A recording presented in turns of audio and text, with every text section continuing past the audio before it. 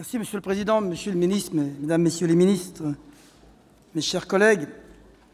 L'ordre international reste imparfait et quand le désordre devient insupportable, la légitimité fondée sur les droits élémentaires et universels doivent l'emporter. J'ai écouté avec attention les propos qui viennent d'être tenus à l'instant et nous mesurons, nous aussi, l'extrême complexité et enchevêtrement du dossier syrien. Cette décision du chef de l'État et de nos alliés nous apparaît justifiée et témoigne d'une constance de notre position dans la région.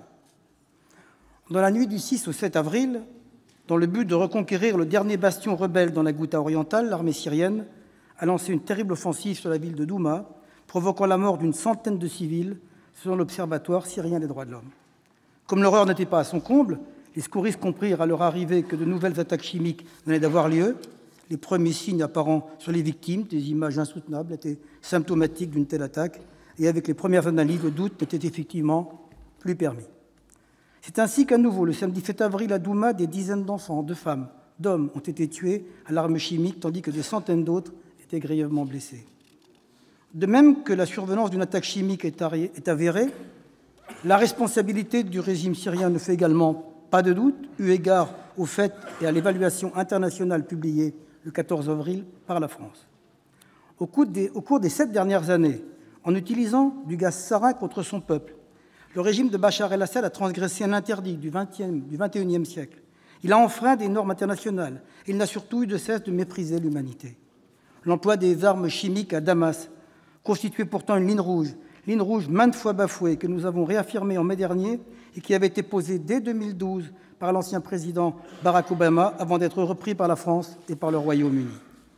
La fabrication et l'utilisation d'armes chimiques constituent un danger réel pour le peuple syrien, pour notre sécurité collective, mais aussi une menace pour la paix et pour la sécurité internationale.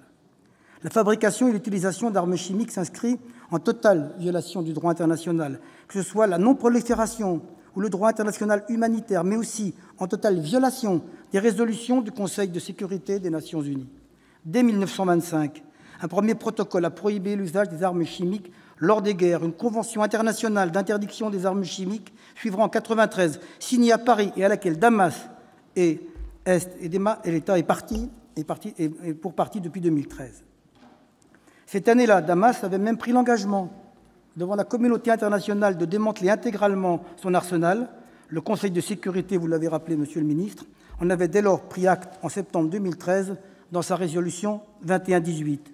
Dans cette résolution, il est ainsi clairement établi que si la Syrie violait cet engagement, alors elle encourait l'application de mesures découlant du chapitre 7 de la Charte des Nations unies qui porte sur l'emploi par la force armée en cas de mesures contre la paix.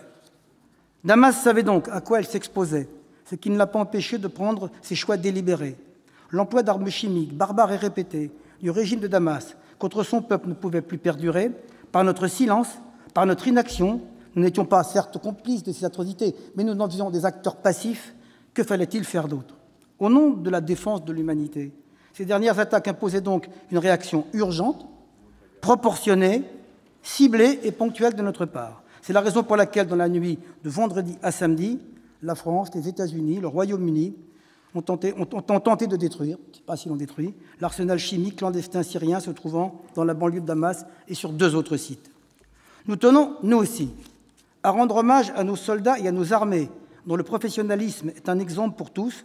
Les opérations menées par la France ont été parfaitement conduites avec une efficacité dont peu de pays sont aujourd'hui capables.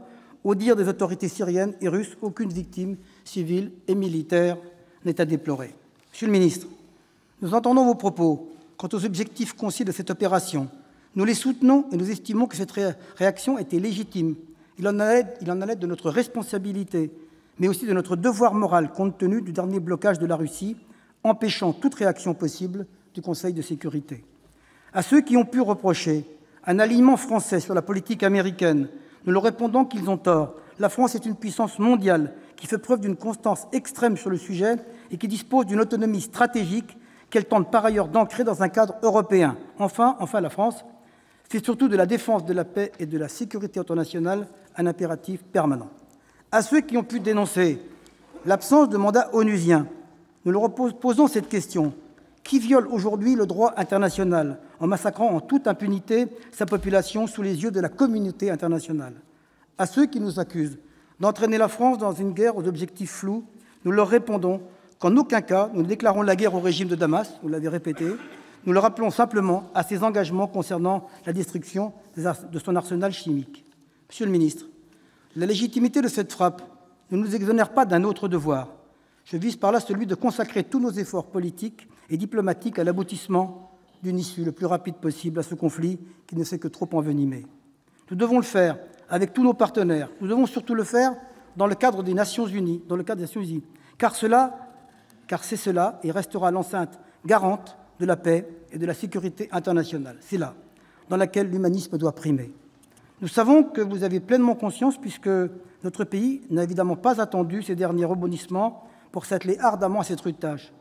En 7 ans de guerre civile, nous comptons aujourd'hui 350 000 morts, dont plus de 100 000 civils.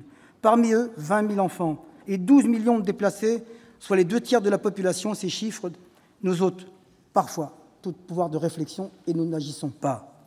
De son côté, l'UNICEF a déploré cette violence aveugle et extrême qui a entraîné une augmentation de 50% du nombre d'enfants tués en 2017 par rapport à l'année précédente.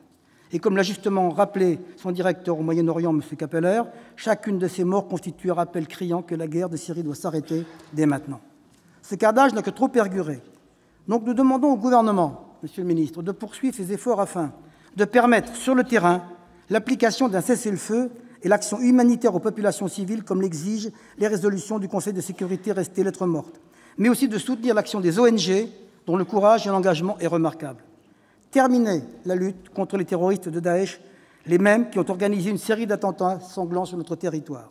Rétablir la paix et la stabilité en Syrie et dans la région, en enclenchant une dynamique collective pour parvenir à une situation politique inclusive. Et enfin, faire en sorte que la Syrie respecte ses engagements et se débarrasse de ses stocks d'armes chimiques. Nous saluons donc le fait que la France et ses 2 partenaires aient aussitôt, ces frappes ponctuelles terminées, présenté un projet de résolution sur la Syrie dans le cadre du Conseil de sécurité et devant relancer ces négociations.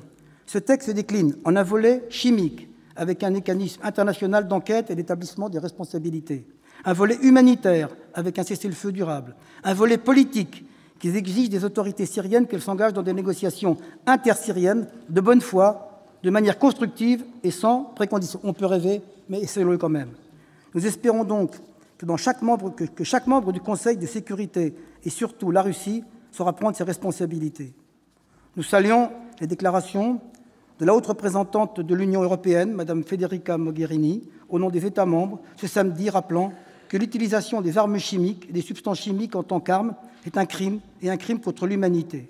De même, nous saluons les conclusions du Conseil des affaires étrangères ce matin. Voilà, Monsieur le ministre, mes chers collègues, le groupe La République se félicite de la tenue de ce débat parlementaire conforme à l'article 35 de la Constitution.